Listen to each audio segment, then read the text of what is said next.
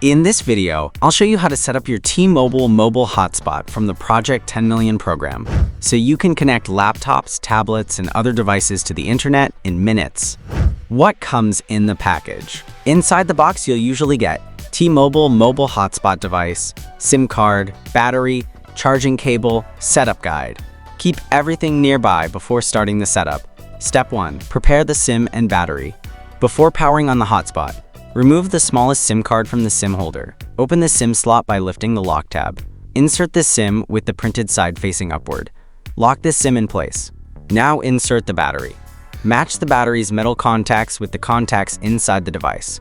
Place the battery correctly, and snap the back cover on securely. Step 2. Power on the hotspot. Press and hold the power button until the screen turns on. A setup screen will appear, indicating the hotspot is starting up and getting ready for use. Step 3. Find the Wi-Fi name and password. Option 1 on the hotspot screen. Works on models with a display.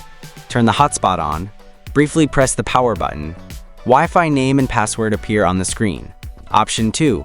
Inside the back cover. For models without a screen, power off the hotspot. Remove the back cover and battery. Check the label inside for the Wi-Fi name, SSID, and password. Step 4. Connect your devices. On your laptop, phone, or tablet, open Wi-Fi settings. Select the hotspot's network name. Enter the password shown on the screen.